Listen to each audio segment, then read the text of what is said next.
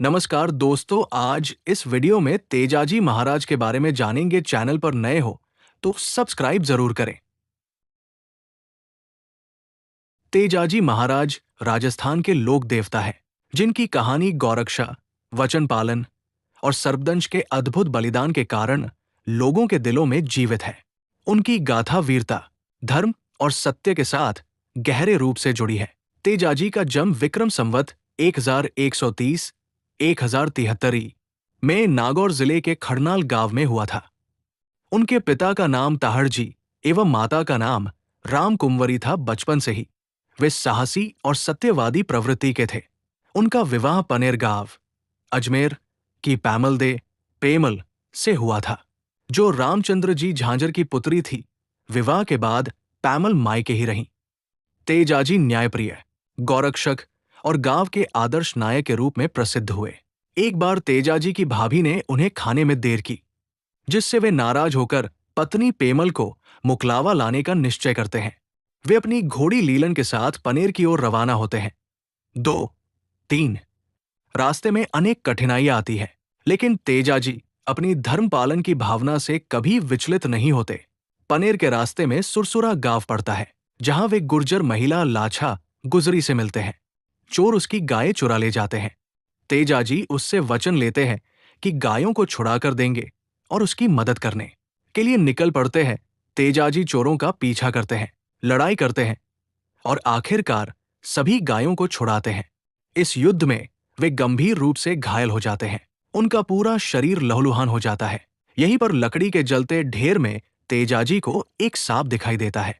तेजाजी उसे दया भाव से बाहर निकालते हैं, लेकिन सांप क्रोधित होकर कहता है कि उसे मोक्ष मिल जाता अगर जल जाता। अब वो तेजाजी को डसेगा। तेजाजी सेवा कार्य में व्यस्त होने का आग्रह करते हैं और वचन देते हैं कि धर्म कार्य पूर्ण होने के बाद वे उसके पास लौटकर डसने देंगे। गायों को छुड़ाने के बाद तेजाजी चोरों के हमले से बुरी तरह घायल होते हैं, फिर भी अपना वचन निभाने के लिए सांप के पास लौटते हैं। सांप उनके शरीर की हालत देखकर कहता है कि डसने की कोई जगह नहीं बची। तब तेजाजी अपनी जीभ बाहर निकालते हैं और सांप उनकी जीभ पर डस लेता है। यही तेजाजी महाराज की वचनबद्धता का चरम पल है। तेजाजी की मृत्यु के समय उन्होंने वरदान दिया था कि उनके नाम पर कोई भी मनुष्य सांप के काटने से नहीं मरेगा। इस आशीर्वाद के कारण तेजाजी महाराज को सर्पों के देवता के रूप में राजस्थान, मध्य प्रदेश और गुजरात के किसानों, पशुपालकों और लोक जीवन में उच्च स्थान प्राप्त हुआ।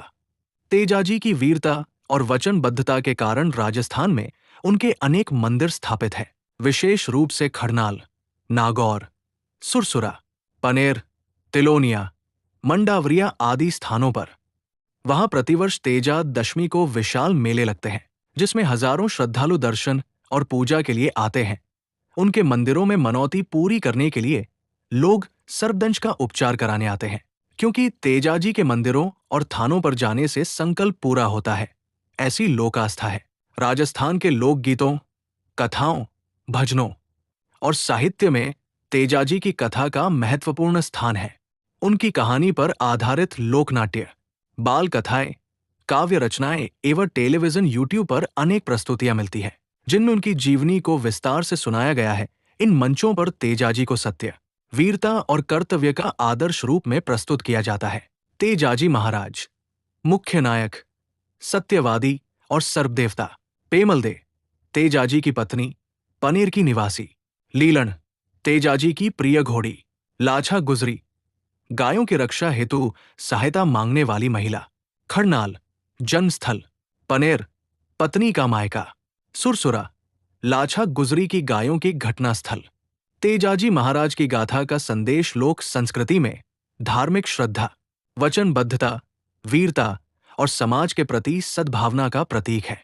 राजस्थान के ग्रामीण समाज में हर वर्ग के लोग, विशेष रूप से कृषक और पशुपालक, उन्हें अपना आराध्य मानते हैं। यहाँ की स्त्रियां त्योहार एवं पारिवारिक सामाजिक रीति रिवाजों में तेजाजी की पूजा की विशिष्ट परंपरा है।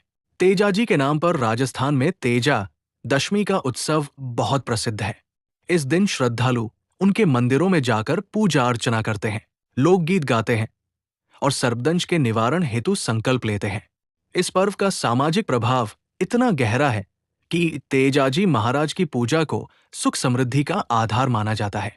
ये संपूर्ण गाथा तेजाजी महाराज के जीवन के अनूठे घटनाओं, लोक मान्यता, धार्मिक आस्था, वीरता और वचन पालन का अद्भुत महाकाव्य है, जिसे विस्तार से और अध्यायों में बांटकर बताया जा सकता है। उपन्यास या कथा गाथा चाहिए तो हर प्रसंग को ऐतिहासिक संदर्भ, संवाद, घटनाओं की गहराई, पात्रों की भावनाएं